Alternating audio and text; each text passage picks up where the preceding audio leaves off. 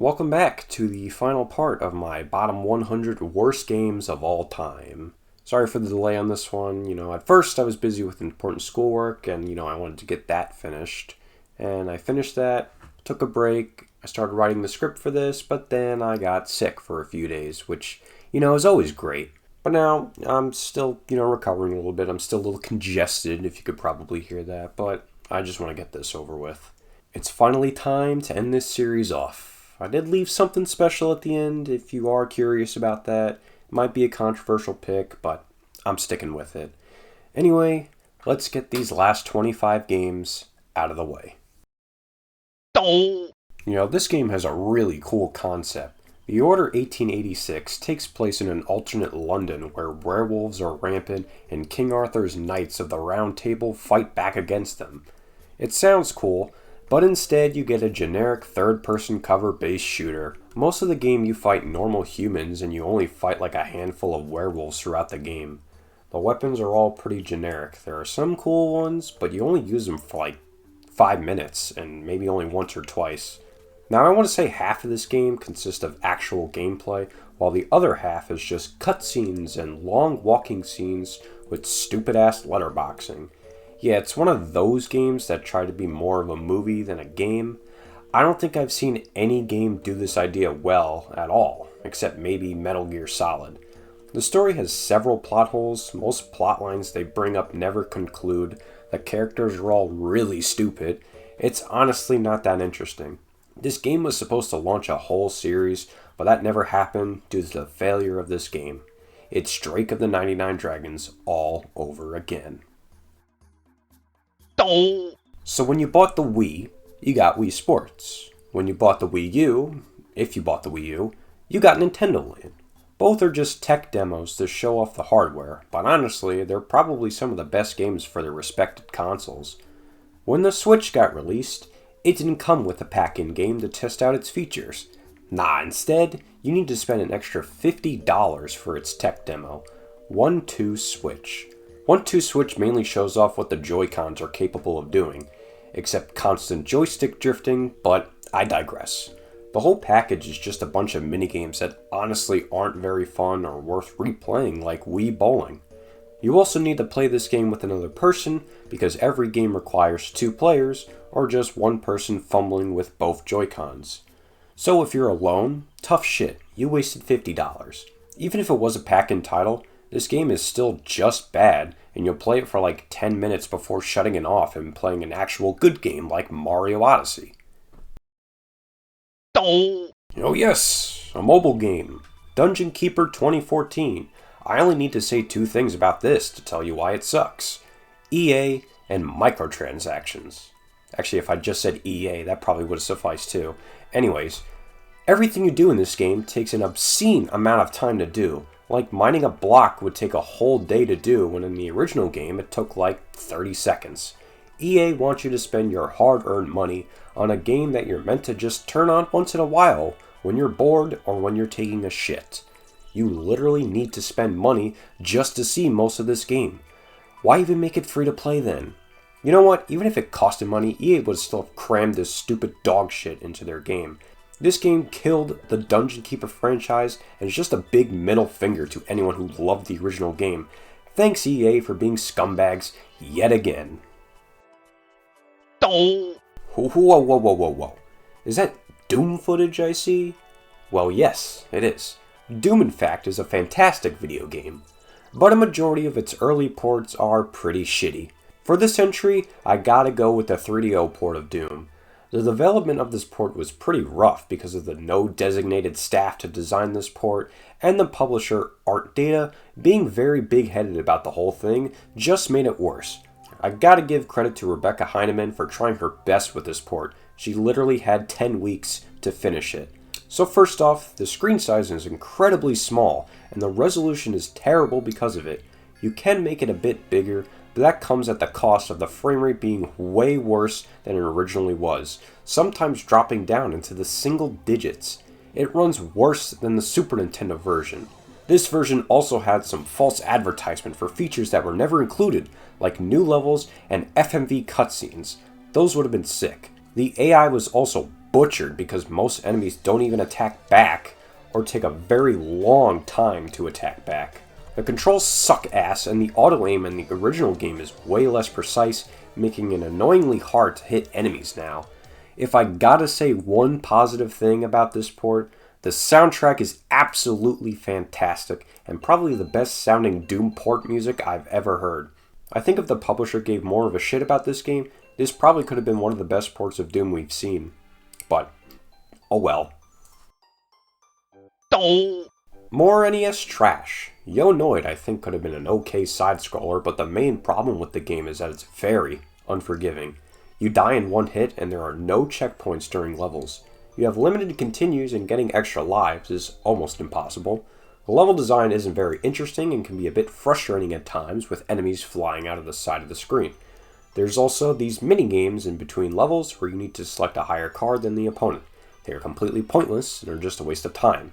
In fact, there's a good chance you'll lose these minigames if you don't collect enough stuff in the main levels. What a waste. Aw yeah, baby, it's Knack! And it's bad. Yeah, the funny donkey meme game Knack is very bad.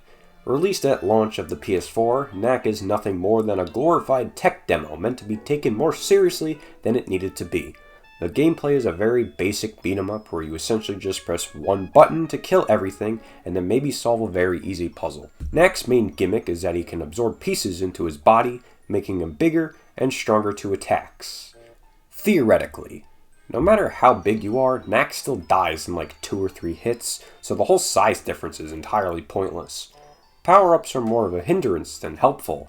The plot and the characters are stupid, and the level design is so bog-standard, it's almost painful. Knack, while you are a humorous joke for a while, you can't escape being terrible forever. At least Knack 2 I would consider an actual video game with actual mechanics that function. Another shooter based around the Bible. Super 3D Noah's Ark, or Super Noah's Ark 3D, is an FPS where you play as the titular Noah, running around on the Ark shooting various animals with a slingshot. This game was actually going to be based on Hellraiser, until it later devolved into this. This game is essentially just a reskin of Wolfenstein 3D, but with Noah. The idea itself is what adds it to this list. Also, the difficulty in this game can really spike up in later episodes for no real reason.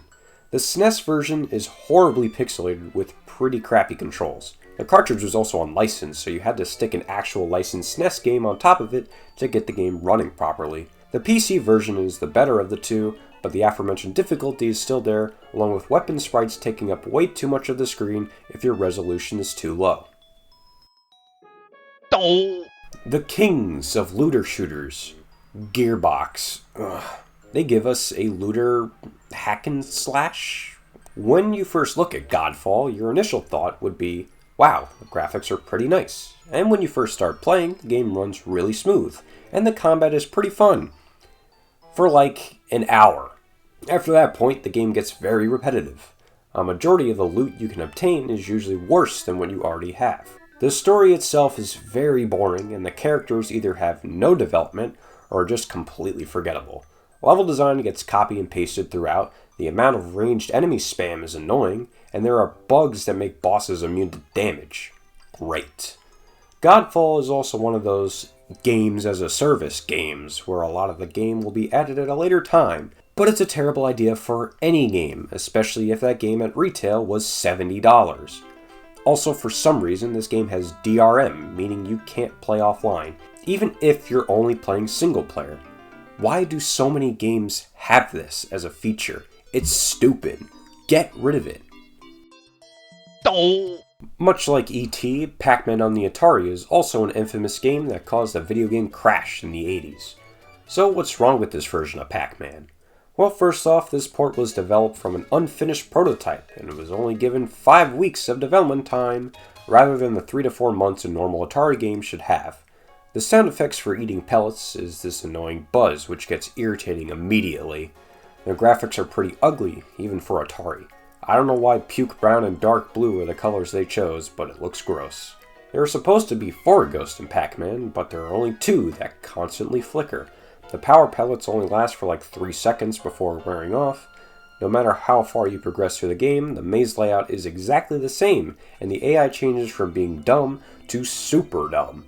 It's a bad port of Pac-Man. Not much else to say. Dude, come on. This is the 4th Sonic game on the list. Why do a majority of Sonic games just suck ass? Sonic Boom: Rise of Lyric is one Sonic game everyone can agree has no redeeming qualities at all. I think this game came out right as the Sonic Boom cartoon first aired, and while people think that show is good, the tie-in game is absolute garbage. Let's start with presentation. The graphics are very bad. The Wii U is capable of having beautiful looking games like Pikmin 3.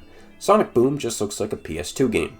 The frame rate can also dip into like 15 FPS or worse when there's just a little too much going on. The gameplay is painfully boring and easy. Combat usually consists of mashing one button and occasionally using the enter beam. The platforming is basic and the puzzles are so easy that a baby could solve it. The story is generic, with a generic bad guy named Lyric who wants to destroy the world just because, and the characters are annoying. The main 4 you play as also never shut the fuck up during gameplay and say the dumbest, most obvious shit, and you can't turn it off. This game even had a game-breaking bug with Knuckles where you could pretty much skip the entire game with a jump glitch. They did patch it out along with some other issues, but it wasn't enough to make the game worth playing.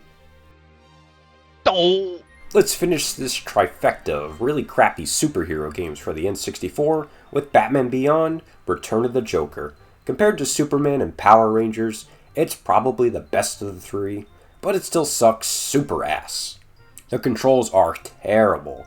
The music is a 10-second loop that never stops, the level design is poor, the AI is poor and seemingly only comes in groups of 2, the alternate suits you can obtain, like the Nimble suit, you'll rarely use because the extra moves it gives, like gliding, you'll almost never use. The combat is a joke because you'll take really cheap shots from enemies unless you're using the defense suit, which makes the combat a complete joke. Also, if you play this game on an emulator, the game runs way faster than it should because the frame rate isn't capped. Not a fault of the game itself, but just a warning if, for whatever reason, you want to torture yourself with this weak movie tie-in. Oh good, Titus returns with another crappy tie-in game. Did anyone ever play Blues Brothers 2000? So this game is a tie-in with the movie of the same name, which released 2 years prior after it bombed in the box office. The game itself is really strange in comparison, with this overly cartoony art style and a plot that isn't at all similar to the movie. There are only 4 levels in the game, very large and boring levels where you jump around collecting money, music notes, instruments for your band members, etc. The controls have a very slight delay to them, making combat and jumping around very annoying. The levels aren't that interesting to play. You got a prison, Chicago, a graveyard, and a bayou. The Chicago level copy and paste the same exact areas like 3 times. The bayou level has a really hard chase sequence where it's easy to get killed. The camera sucks, the music is licensed but only uses like 20 seconds of each track, and the graphics are putrid. At least give some credit to Titus, it's more of a game than Superman was. Oh boy, a remaster that's way worse than the original. Warcraft 3 Reforged was absolutely trashed when it was released. First off, the plethora of bugs on launch were obnoxious, like server connection issues, bad frame rates, graphical bugs, and crashes. The graphics, besides the character models, are way worse in comparison to the original. The false promise of having really cool looking cutscenes were completely removed for really stupid reasons. Much like Overwatch 2, this game replaces the original, but removes all of your save data from Frozen Throne and Reign of Chaos, because guess what? Those mods don't work with this version. This whole experience was just a travesty and was the lowest rated game on Metacritic for a while until Diablo Immortal stole that position. What a travesty Blizzard has become. As a wise man once said, fuck you, fuck this, and fuck tennis. Mario Tennis Ultra Smash is another title for the Mario Tennis series released on the Wii U, and well, it's tennis. It looks great and plays pretty well too, but that's it. The whole game is just simple tennis, with no impactful gimmicks thrown in. Well, you have one, which is the Mega Mushroom. You grow big and your shots are a lot stronger. But that's it. It gets old and repetitive very fast.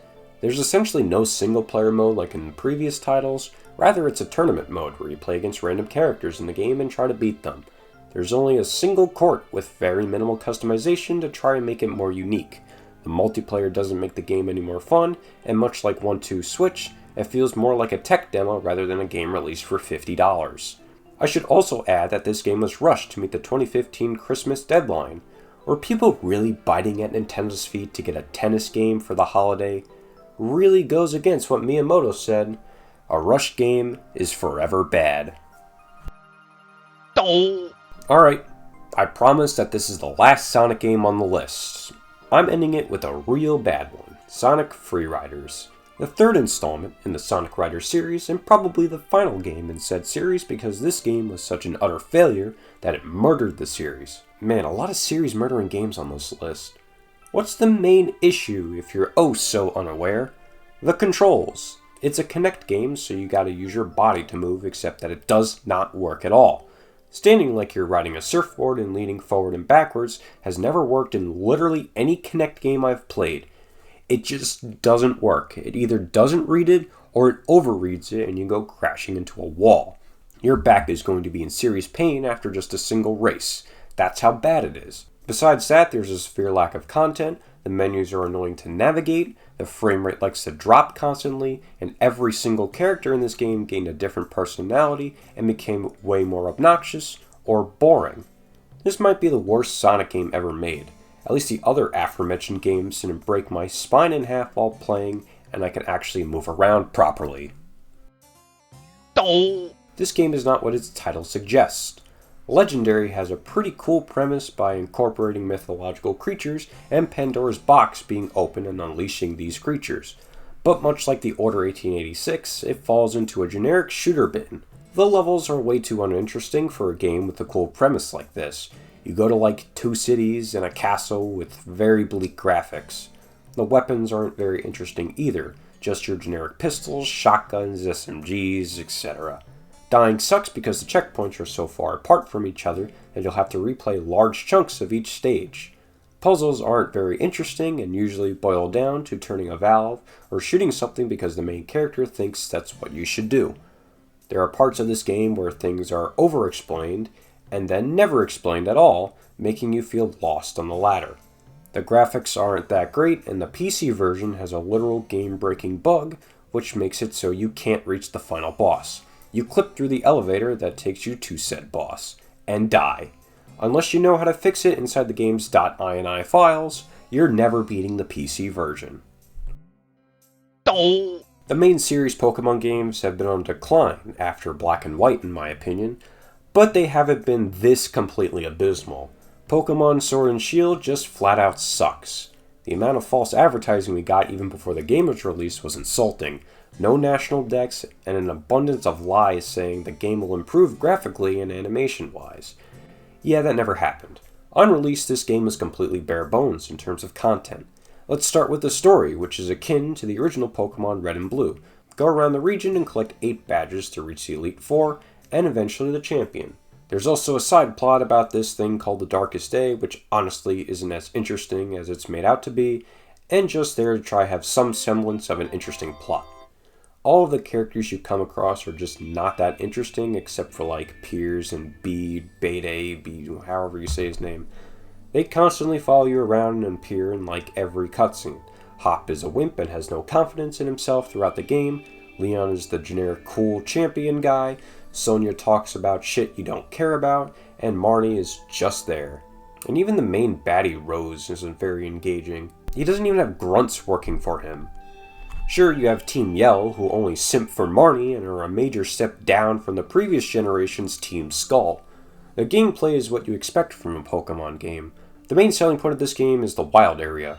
You can find a plethora of different Pokemon, which can lead to a lot of diverse teams.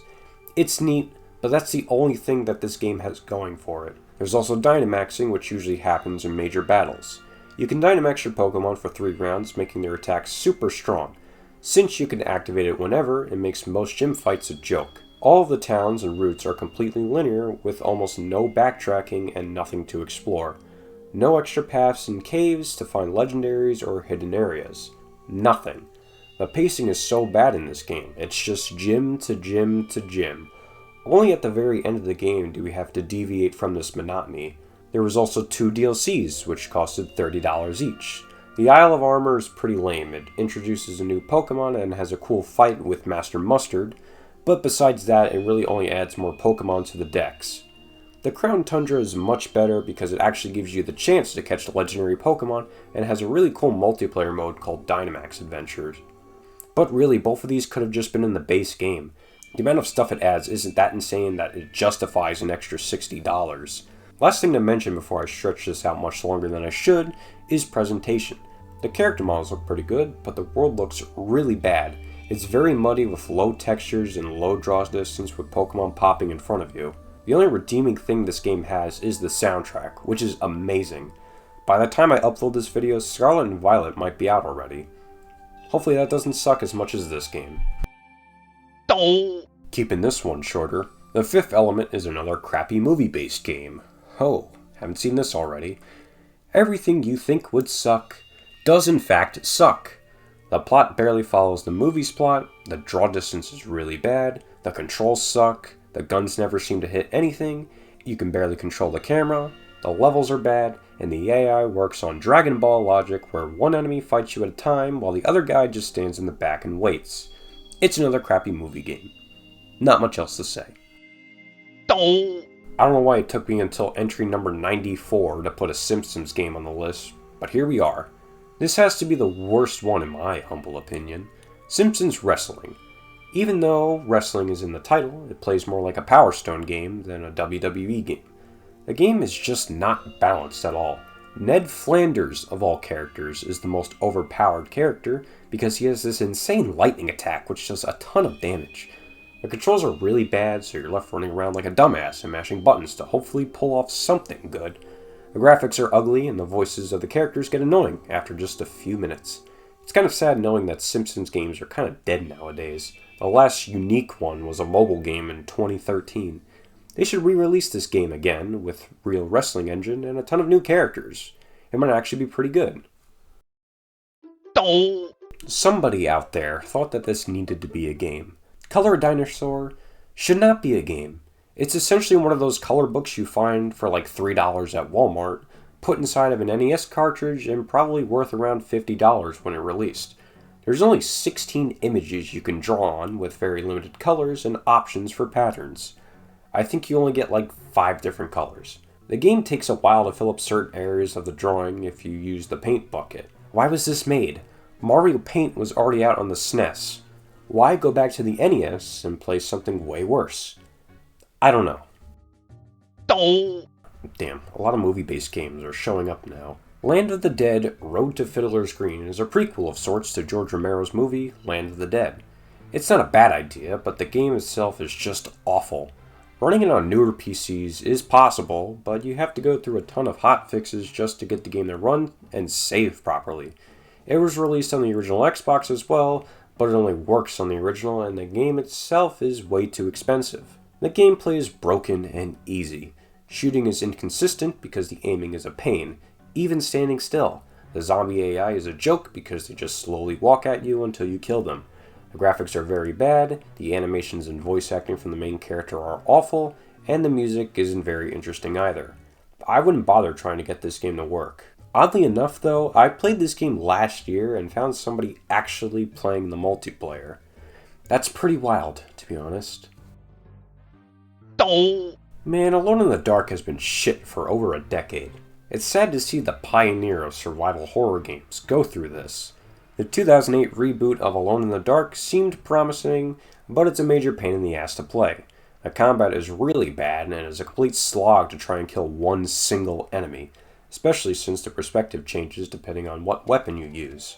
Guns are first person while melee weapons are third person. The game has a very annoying crafting system where if you don't select items in a specific order, it just won't craft. The driving sequences are the absolute worst because of the terrible controls and physics killing you more times than it should. Storing items, while it looks neat, is very limiting, forcing you to throw away very important items. There's also several bugs and glitches causing parts of the game to not load correctly, killing you instantly. The plot is stupid with some of the dumbest yet most hilarious dialogue I've ever heard from a game. I guess to be positive, the use of fire during gameplay is cool and the soundtrack isn't bad, but I really wouldn't bother playing through it just to experience these two things. Even watching the trailer, I knew this game was going to suck absolute crap when it finally released. Contra Rogue Corps is a disgrace to the series, especially the original game on the NES. First problem, your guns overheat if you shoot for too long. Considering most of the game requires constant shooting, this is unnecessary and a big pain in the ass. None of the other games had it, so why does this one? The game shop is pretty much required because the game becomes almost impossible to progress without using it. It doesn't help that the shop is confusing to navigate because they made it way more complicated than it needed to be. The gameplay is very repetitive because they keep reusing the same exact layout for a majority of stages. The camera angles can be a problem, especially during platforming sections where it's hard to judge where you're going to land. The game looks butt ugly and doesn't even crack 30 FPS in most instances. It looks like something you would find on the App Store for like $5 rather than a $40 AAA release. Calling Konami a AAA developer nowadays doesn't sit right with me. $29.99, none of that $60 multiplayer only bullshit. A wise fella named Cliffy B said that with his new, quote-unquote, billion-dollar IP, Lawbreakers. While it isn't inherently a bad game, it's bad in the sense that it was released at such an awful time in an oversaturated first-person shooter market. Games like Overwatch, Call of Duty, Halo, Paladins, and even Titanfall were still big games around this time, so Lawbreakers didn't really stand out. It also didn't help that Destiny 2 would be released just a month after this game, so you know that no one gave a shit about it.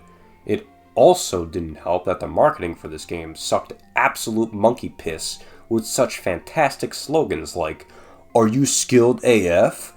or "The Dark Souls of FPS games," which honestly doesn't make sense, and good old Cliffy boy being an egotistical douchebag during interviews. Yeah, Cliff, you made Gears of War. So what? It doesn't give you the right to act like a stuck-up prick, discouraging people from buying your new game. Sad thing is that the game is kinda fun. The movement is fluent and shooting feels great. Sadly, however, since this game has no single player to speak of, the game relies heavily on an active player base to keep it alive, as well as constant updates and balance changes. Most of the game modes were just different variations of Capture the Flag, and the game didn't even have Team Deathmatch on launch. The art style, while it's not bad, it's extremely generic, and none of the characters are at all memorable, and say some really dumb shit during gameplay. Can't forget about the loot boxes. I feel bad for people who spent money on these because this game died in less than a year. 3 months after launch, the player base was only around to 10 concurrent players. I'm pretty sure Brink has a more active player base nowadays. Lawbreakers, while it was inherently fun, had no chance of survival, and you can't even buy it on Steam anymore. What a shame. Here we are, number 100. It honestly pains me to put this on the list, but after hundreds of hours playing through it, I can safely say that Dark Souls 2, Scholar of the First Sin, is not a good game. Now I'm specifically talking about the Scholar Edition here.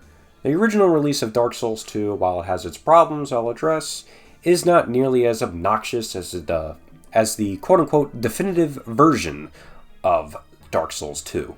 So let's take a look at what makes Dark Souls 2 just so bad to me personally. I saved this one till the end because this will probably be the longest one out of all of these. Movement and combat. Walking around just doesn't feel right. It feels like I'm blocked moving in 8 directions, and only if I turn the camera while walking it'll feel normal to me. I didn't have this issue in the first Dark Souls, but if you play the first one a lot, it's very noticeable.